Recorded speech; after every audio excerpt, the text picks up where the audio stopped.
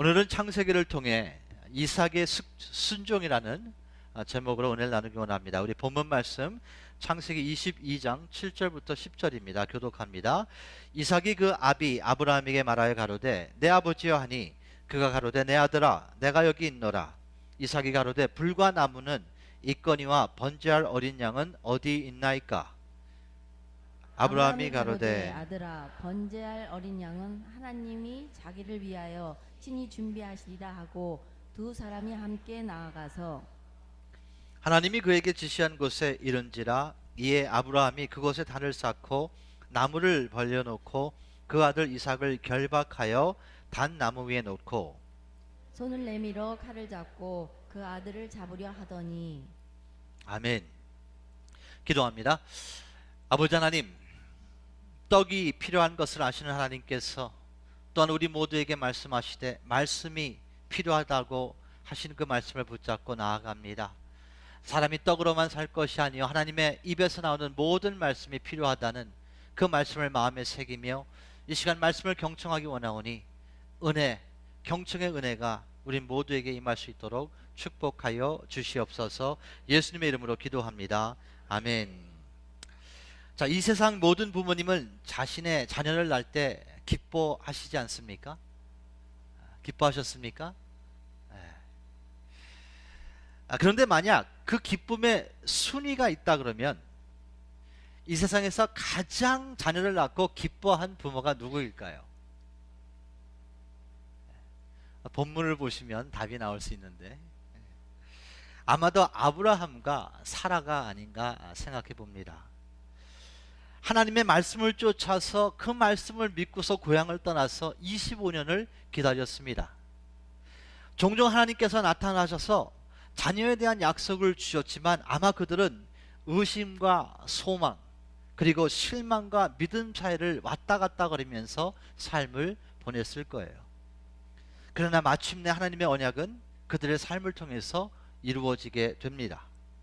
아브라함 나이가 100세, 그 아내 사라가 90세 때 하나님께서 약속하신 그 이삭을 삶으로 체험하면서 그 언약을 체험하면서 낳게 됩니다.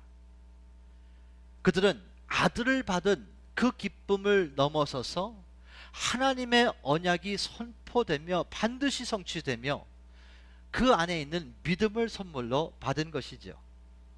자, 이제 이삭이 태어난 후 상당한 세월이 지나게 됩니다. 정확한 이삭의 나이는 성경에 기록되어 있지 않지만 이삭을 낳은 후에 여러 날을 아브라함과 사라는 그 블레셋 족속의 땅에서 살았다고 기록을 하는 것을 봐서 어느 정도의 시간이 흐른 것 같아요. 창세기 21장 33절과 34절에 이런 말씀이 있습니다. 아브라함은 부엘세바에 에셀 나무를 심고 거기서 영생하신 하나님 여호와 이름을 불렀으며 그가 블레셋 족속의 땅에서 여러 날을 지냈다고 성경은 말씀하세요. 여기서 영어로 보게 되면 Abraham stayed in the land of Philistine for a long time. 그러니까 long time이라는 것은 긴 시간인데 그것이 10년이 되고 20년이 되고 30년이 됐다는 정확한 그 시간에 대한 기록은 성경에 명시되어 있지 않습니다. 그런데 long time, 시간이 지난 후에 하나님께서는 아브라함에게 나타나셔서 청척병력의 말씀을 계시해 주십니다. 창세기 22장 2절 말씀입니다. 같이 한번 읽기 원합니다. 같이 읽죠. 시작. 여호와께서 가라사대 내 아들 내 사랑하는 독자 이삭을 데리고 모리아 땅으로 가서 내가 내게 지시하는 한 산 거기서 그를 번제로 드리라. 아멘. 자, 번제가 무엇입니까? 제산물을 죽여서 각을 떠서 태워서 하나님께 올려드리는 그런 예식이에요. 그런 예배입니다. 근데 문제는 그 제산물이 어린 양이 아니고 자신의 아들이라고 성경은 기록되어 있고 이것이 하나님의 시험이라고 기록되어 있습니다. 아브라함과 사라에게 이삭이 어떤 아들입니까? 25년을 기다렸던 아들, 그 언약의 아들, 사랑하는 독자였었어요.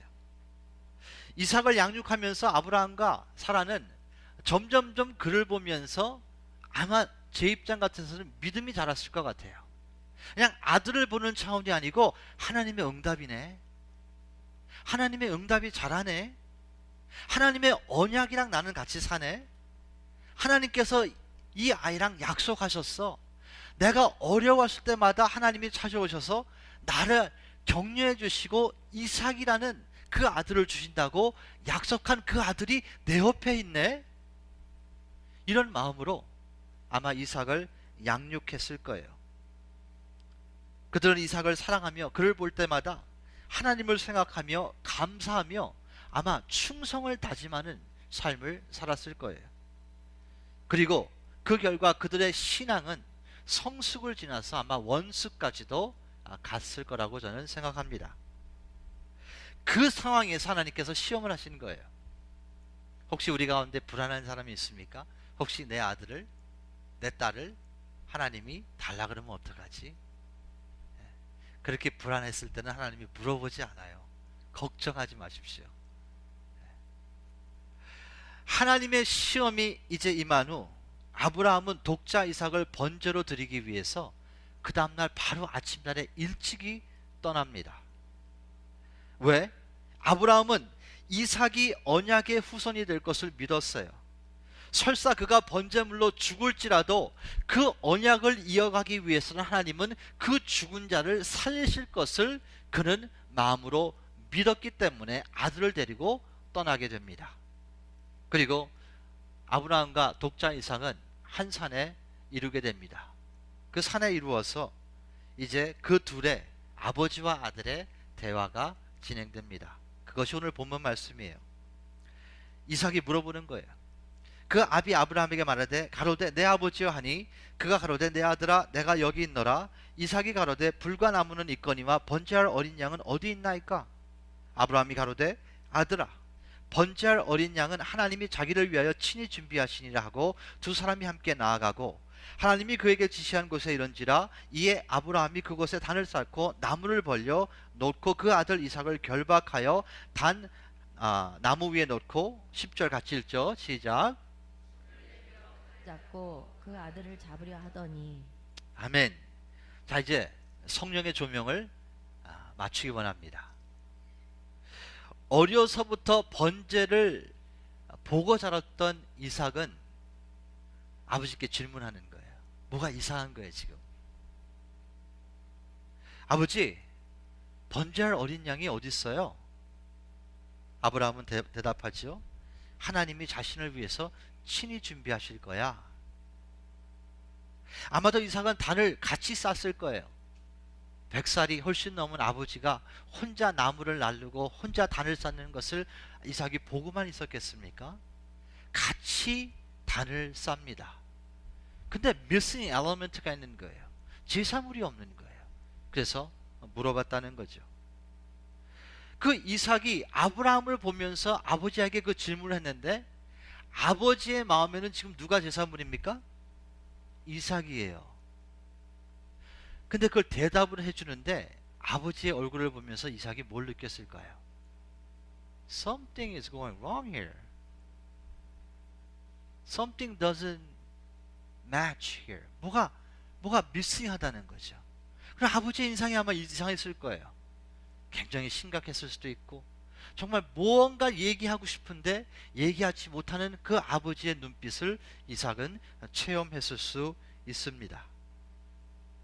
아니, 아버지 얼굴을 보면서 그 심상치 않은 얼굴을 보면서 혹시 제사물이 내가 아닌가? 그런데 그 아브라함이 단을 이제 쌓고서 나무를 넣고선 이삭을 결박하는 순간 자신이 제사물이라는 것을 분명히 인식했을 거예요. 어떤 생각이 들었을까요? 아버지가 미쳤나? 아버지가 지금 제정신인가? 짧은 시간이었지만 망감이 머리 안에 지나갔을 거예요. 만약 이삭이 원했다면 이삭은 젊었기 때문에 아브라함 100세가 훨씬 넘은 아버지를 힘으로 제재할 수 있었다는 거예요. 근데 성경을 보니까 아무 제재도 한 그 흔적이 성경은 없습니다. 아니 이것이 어떻게 가능했을까요? 사람은 되게 반사적으로라도 누가 자기를 때리거나 뭐가 날라오게 되면 막는 반사적으로 이런 반사가 있는데 이삭은 아무것도 하지 않은 흔적이 성경에 기록되어 있습니다. 어떻게 아무것도 하지 않고 그냥 순종하고 그 자리에 있었을까요? 저는 아브라함의 믿음도 상상을 초월하지만 사실 이 이삭이 어떻게 이 같은 순종을 할 수 있을 거라는 질문을 저에게 던져봅니다. 어떻게 가능했을까요? 어떻게? 우리 옆분에게 한번 말씀합니다. 그것이 알고 싶습니다.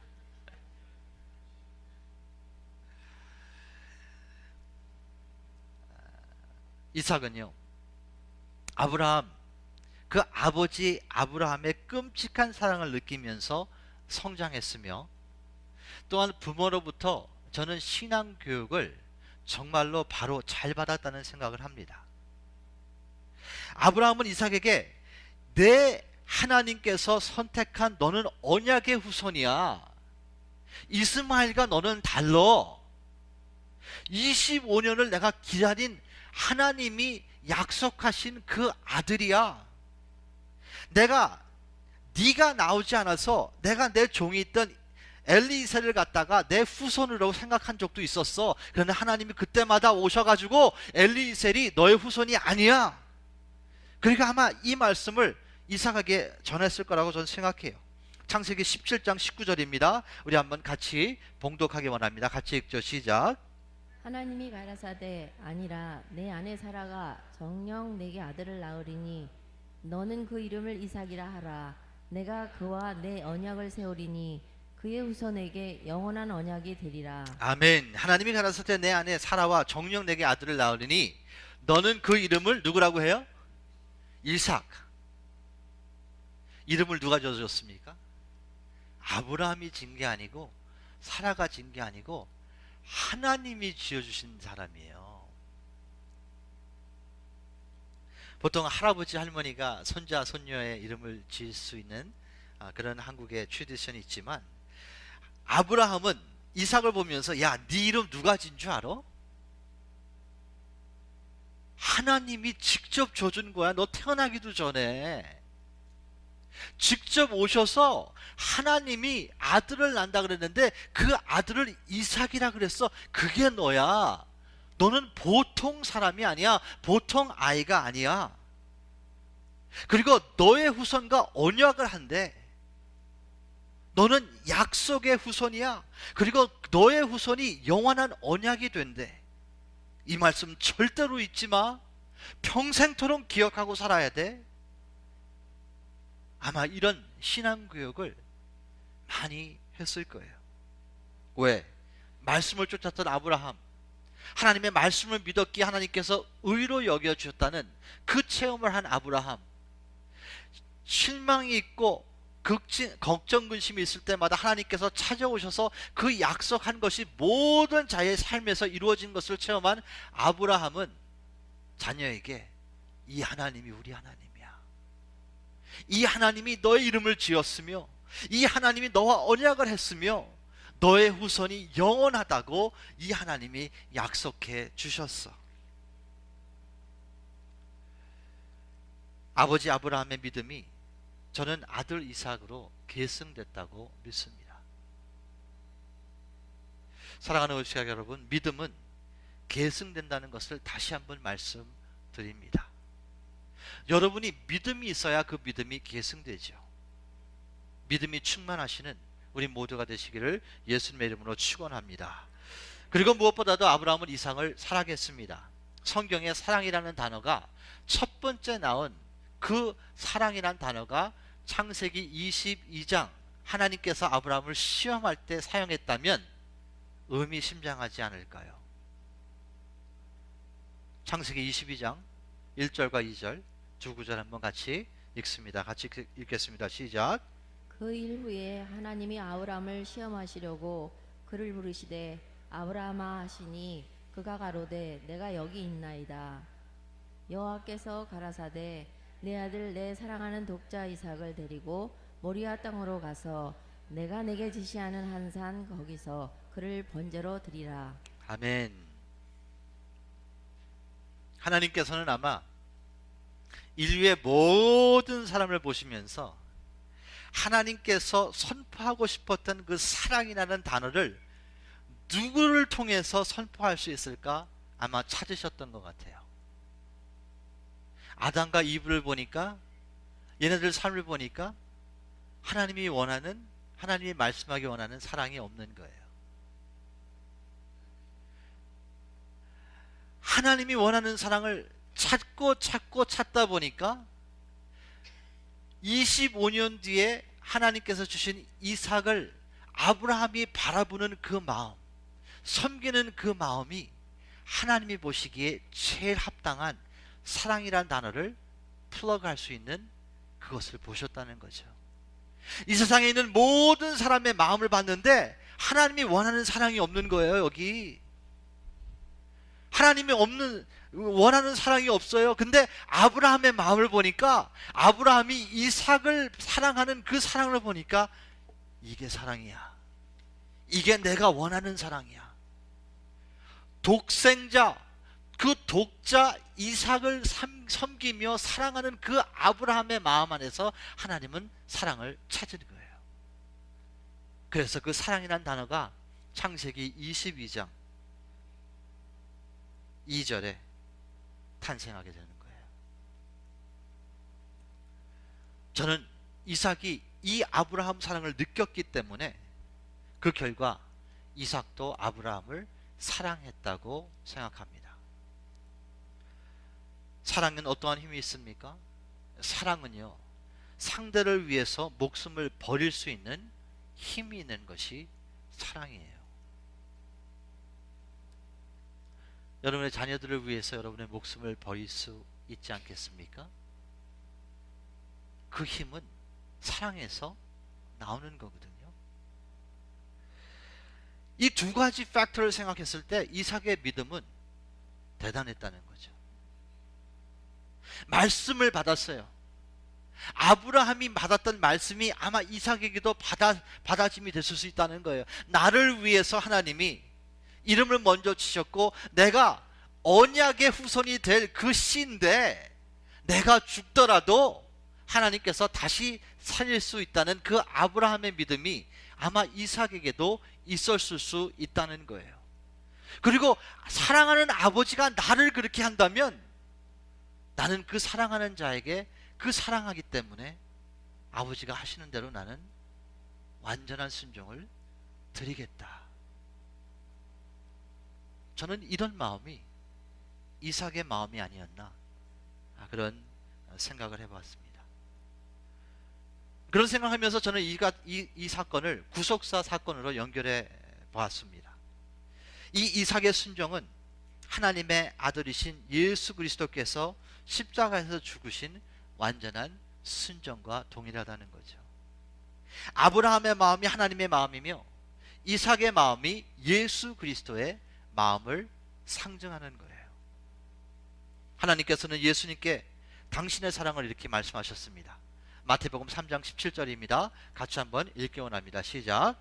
하늘로서 소리가 있어 말씀하시되 이는 내 사랑하는 아들이요 내 기뻐하는 자라 하시니라. 그렇습니다. 성부 하나님께서는 성자 예수님을 사랑하신 거예요. 그리고 예수님께서는 아버지 사랑으로 그분이 원하시는 그 길을 갈 수 있었는데 그 길이 십자가의 길이었다고 성경은 말씀하십니다. 사랑을 했을 때 그 사랑하는 자가 원하는 것을 순종할 수 있는 능력이 거기서 나온다는 거예요. 사도 바울은 이 같은 순종을 십자가 죽음이라고 표현하면서 빌립보서 2장 8절에 이렇게 기록했습니다. 사람이 모양으로 나타났음에 자기를 낮추시고 죽기까지 복종하셨으니 곧 십자가에서 죽으심이라. 예수님께서 아버지를 사랑하셨기 때문에 사람의 모양으로 나타나셨으며 자기를 낮추시고 죽기까지 복종하셨으니 곧 십자가의 죽음이라고 사도 바울은 기록하고 있는 거예요. 사랑하는 것이가 여러분, 말씀 순종이 저같이 잘 안 되십니까? 잘 안 되거든요, 저도. 말씀 때문에 고민하고, 말씀 때문에 갈등하고, 아니 심지어 말씀과 싸운 경험이 있으십니까? 만약 그런 증상이 있다면 여러분과 저는요, 하나님께서 주시는 사랑을 느끼지 못하는 거예요. 우리가 사랑을 생산해낼 수 있는 능력이 없어요. 하나님의 사랑을 먼저 받아야지 하나님을 사랑할 수 있는 거예요. 만약 우리가 예수님 같이 하나님을 사랑한다면 하나님께서 원하시는 그 모든 것을 우리는 순종할 수 있는 능력이 하나님을 사랑하기 때문에 나오는 거예요. 그래서 첫 번째 계명이 뭡니까? 하나님 사랑. 두 번째 계명이 뭡니까? 이웃 사랑이 되는 거예요. 근데 그 전에 하나님의 사랑을 내가 진심으로 체험하지 못하면 하나님을 사랑할 수 없습니다. 순종의 원인은 사랑이기 때문에 그래요. 사랑하는 것이가 여러분, 한 번밖에 없는 인생, 하나님의 뜻대로 살기 원한다면 그분을 사랑해야 되는데 그분을 어떻게 사랑하느냐, 이게 문제죠. 다시 말씀드리지만 하나님을 사랑하기 위해선 하나님의 사랑을 먼저 느껴야 됩니다. 하나님의 사랑과 충돌해야 돼요. 하나님의 사랑을 만나려면 십자가에서 만나야 됩니다. 예수 그리스도를 만나야 되는 거예요. 사실 우리가 변하지 않고 하나님의 나라와 의를 위해서 충성하지 못하는 이유는 하나님의 사랑을 잘 인식하지 못하기 때문에 그렇습니다. 누군가 여러분이 일하게 되면 많은 금액을 여러분에게 약속하고 그 사람이 여러분의 그 금액을 준다는 것을 정말로 믿으면 여러분 일해요. 왜? 그걸 믿기 때문에. 하나님의 사랑이 믿어지지가 않으니까 충성 못하는 거예요. 하나님의 사랑이 믿어지지가 않으니까 예배 오는 게 곤욕인 거예요. 하나님의 사랑이 느껴지지 않으니까 신앙생활, 말씀 묵상을 못하는 거예요. 이게 원리라는 거죠. 혹 하나님께 이런 질문을 하신 적이 있습니까? 아니 왜 예수님께서 저 대신 죽으셨어요? 10년, 20년 동안 교회 왔어도 이런 질문을 할 수 있습니다. 하나님, 왜 예수님께서 나를 위해서 죽으셨어요? 아마 하나님께서는 이렇게 말씀하실 것 같아요. 내 아들 예수가 죽어서 내가 사는 것이 나한테는 더 중요해. 내 아들 예수가 죽어서 내가 사는 것이, 우리가 사는 것이 더 중요해. 너라는 존재는 나에게 천하보다 더 중요한 거야. 너는 나의 독생자 예수가 그 모진 고통을 겪고 죽는 것보다 너는 나한테 더 중요해. 내가 너 지옥 가는 것을 어떻게 보니? 내가 너 지옥 가는 것을 어떻게 보니? 내 아들 죽이는 게 나아. 너 지옥 가는 거 보려면 내 아들 독생자 죽이는 게 더 나아. 이게 복음이에요. 이게 복음이에요. 이 복음을 스타벅스에서 만나면 안 돼요. 십자가에서 만나야 돼요. 십자가에서 피 흘린 예수님을 만나야지만 그 사랑이 느껴지기 때문에 하나님께서는 예수님을 십자가에서 죽게 하신 거예요. 말씀하고, 야 스타벅스에서 만나서 내가 복음 얘기해 줄게. 스타벅스에서 커피 한 잔씩 마시면서 예수 그리스도가 이렇게 해서 너를 위해서 믿으면 해. 그러면 안 믿어요. 커피 한 잔 가지고 뭐? 밥 먹으면서 뭐? 아이, 웃기는 소리 하지 마세요. 지금 말도 안 되는 소리. 십자가에서 피 흘리시는 예수 그리스도를 만나면 얘기는 틀려집니다. 그게 복음이에요. 그래서 십자가에서 만난 예수님이 믿음이 되는 거예요. 그 십자가에서 보혈을 흘리신 그 예수님이 나를 위해서 저렇게 피를 흘리셨구나. 이것을 이 하나님, 이 예수님을 만났을 때 하나님의 사랑을 느끼는 거예요. 그 결과 변화가 있는 겁니다.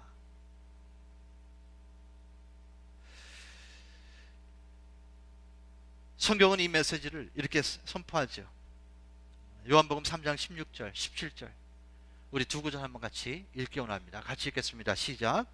하나님이 세상을 이처럼 사랑하사 독생자를 주셨으니 이는 저를 믿는 자마다 멸망치 않고 영생을 얻게 하려 하심이니라. 17절 시작. 하나님이 그 아들을 세상에 보내신 것은 세상을 심판하려 하심이 아니요 저로 말미암아 세상이 구원을 받게 하려 하심이라.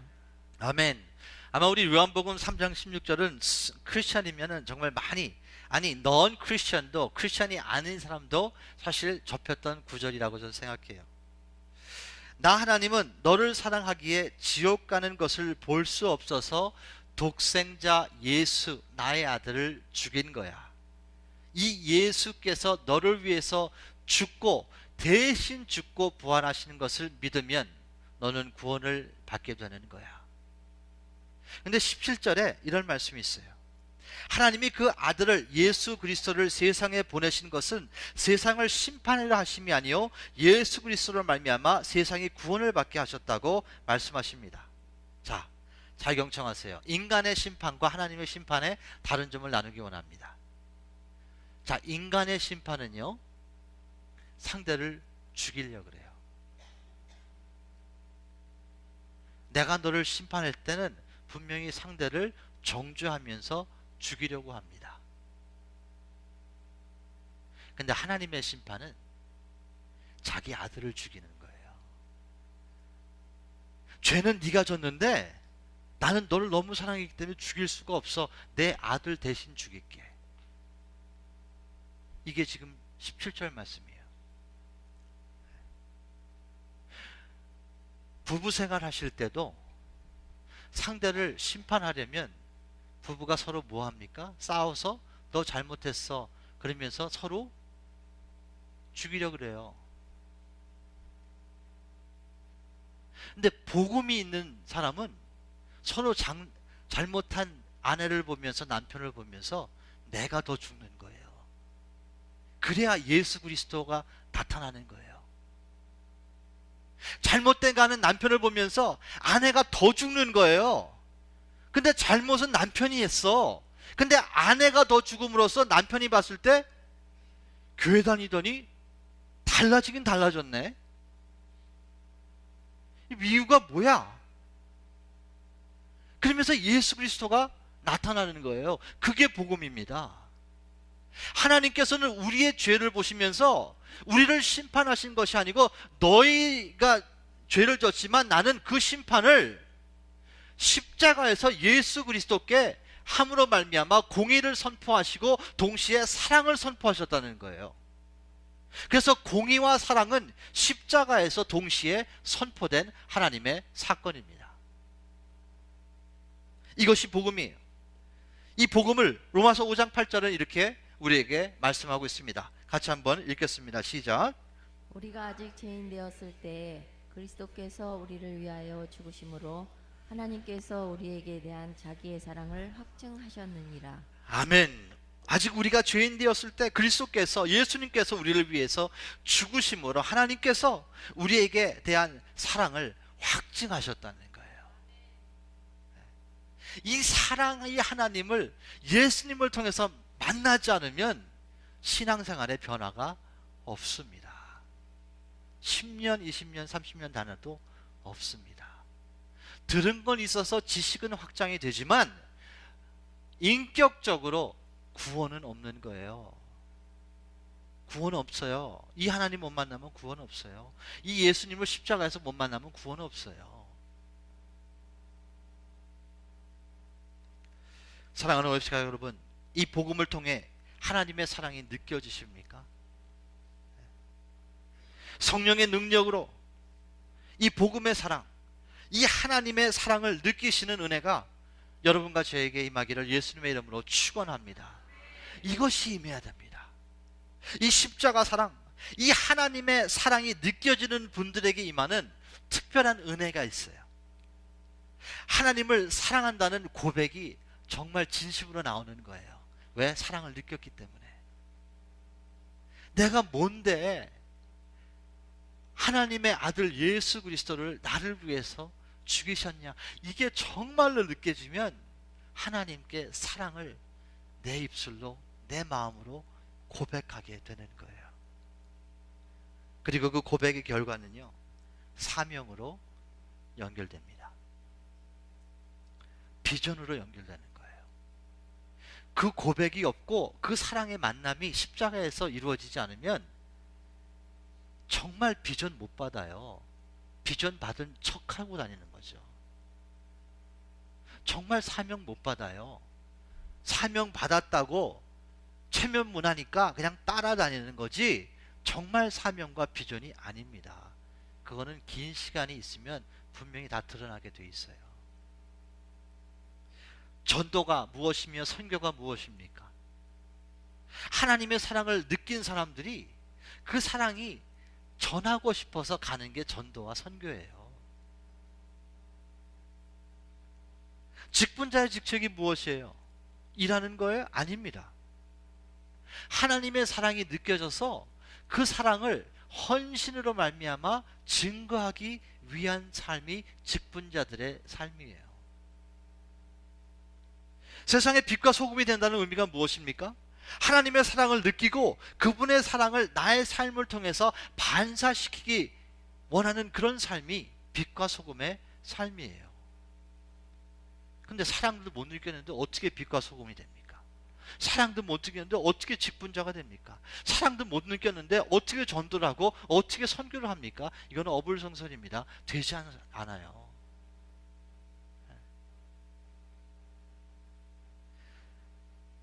미래에 대한 걱정, 의심이 있습니까? 좀 더 현실적으로 질문 드릴게요. 미래의 걱정, 근심이 되는 일이 있다 해도 여러분과 제가 그 상황을 막을 수 있는 능력이 있을까요?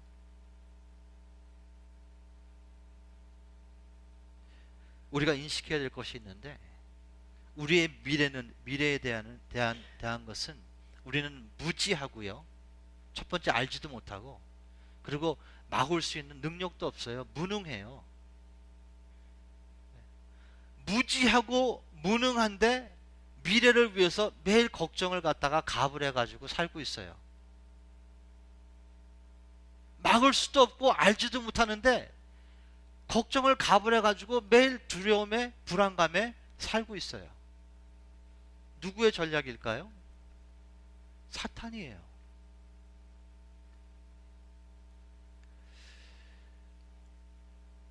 근데 하나님은 뭐라고 말씀하십니까? 내가 너 미래 모르는 거 알아. 그리고 무능한 것도 알아. 그래서 내가 말씀 준 거야. 그래서 내가 기도 준 거야. 말씀과 기도 잡고 금을 던지면 돼. 그게 너가 할 수 있는 거야.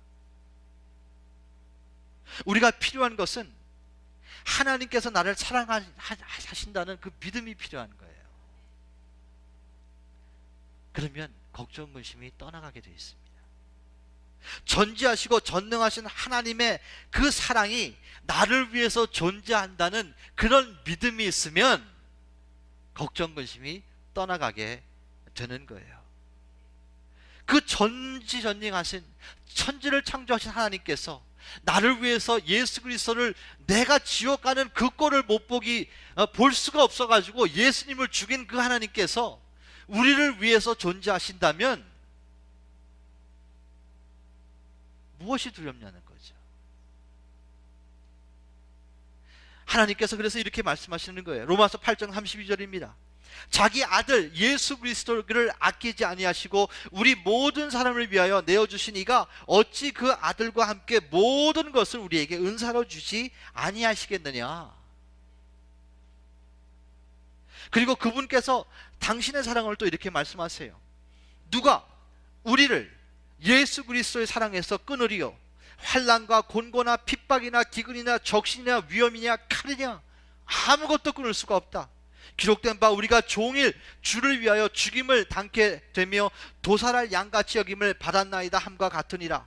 다시 말해서 어려움과 있고 내가 심지어 죽을지라도 그러나 이 모든 일에 우리를 사랑하신 이로 말미암아 우리가 넉넉히 이기느리라.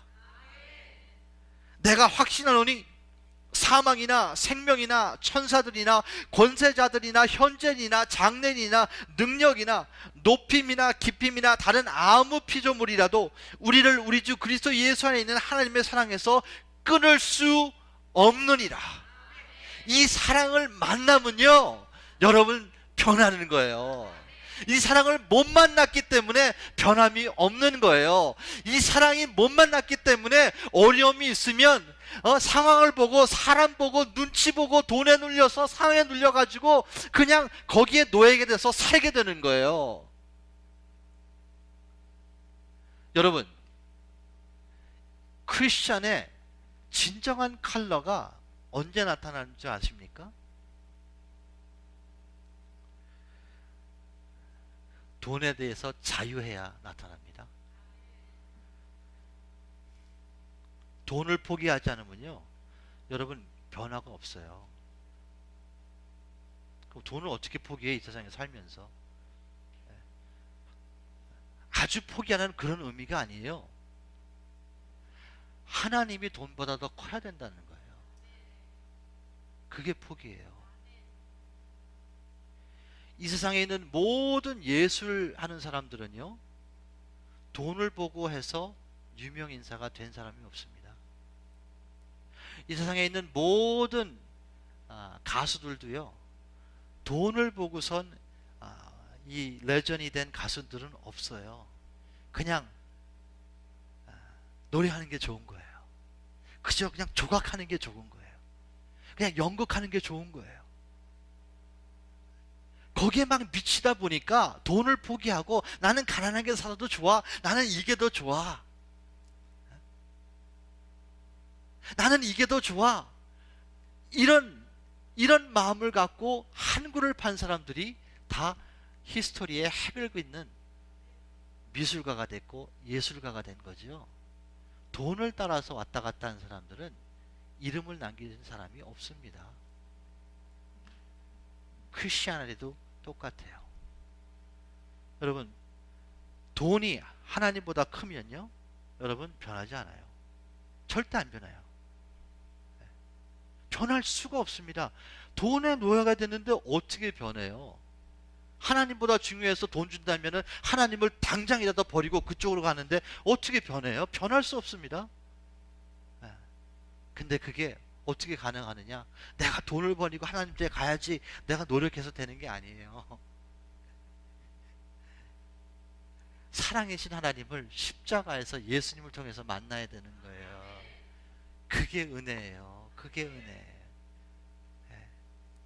목사가 하는 게 뭡니까? 그렇게 해달라고 기도하는 거고, 그렇게 되기 위해서 여러분을 이거 좀 해보세요, 저거도 해보세요. 그래서 제가 제자 훈련할 때 뭐라 그래요? 뭐 암기 못하고 이런 거 다 괜찮아요. 그렇지만 마음만 드리면 됩니다. 마음만 드리면 돼요. 마음만 드리면 하나님이 만나주세요. 그런데 마음을 드리지 않기 원하는 그런 사람들이 있거든요. 그런 대단한 사람들이 있어요. 아주 대단한 사람들이 있습니다. 그러면 하지 마세요. 기다릴게요. 기다릴게요. 제가 포기하는 게 아니고 기다릴게요. 목사의 전문은 메이저는 기다림이거든요. 목사의 메이저는 기다림이에요. 기다릴게요. 괜찮아요. 지금 안 하셔도 돼요. 천지를 창조하시고 우리를 사랑하사 독생자 예수 그리스도를 십자가에서 죽게 하시고 부활하신 그 하나님의 사랑이 느껴지면 그 사랑을 삶으로 증거하는 은혜가 임하게 됩니다. 오늘 말씀을 요약해 드립니다. 아버지 아브라함의 믿음이 아들 이삭으로 계승됐듯이 우리의 믿음을 자녀들에게 계승하십시오. 그리고 사랑은 상대를 위해 목숨을 버릴 수 있는 힘이 있습니다. 힘이 있습니다. 그리고 말씀 순종이 안 된다면 하나님 사랑을 바로 인식하지 못하고 있다는 사인이에요. 인간의 심판은 상대를 죽이려고 하지만 하나님의 심판은 자신의 아들을 죽인 사건입니다. 심판을 안 하겠다는 게 아니에요. 심판합니다. 그 대신 너에 갈 심판을 내 아들한테 할 거야. 내가 널 지옥 가는 꼴을 어떻게 봐? 나는 그거 못 봐. 하나님이 그러시는 거예요. 그리고 우리는 미래에 대해서 무지하고 무능합니다. 미래를 의식한다고 해도 인식한다고 해도 사실 바꿀 능력이 없어요.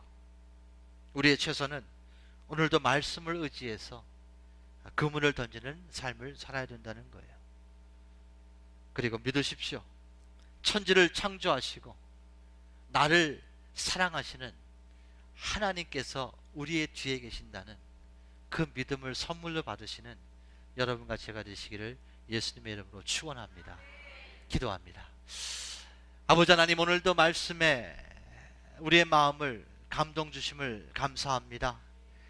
정말로 우리가 천지를 창조하신 하나님을 믿으며 나아가기 원합니다. 우리를 사랑하셔서 독생자 예수 그리스도를 죽이시고 부활하신 그 하나님을 만나게 도와주시옵소서. 예수님의 이름으로 기도합니다. 아멘.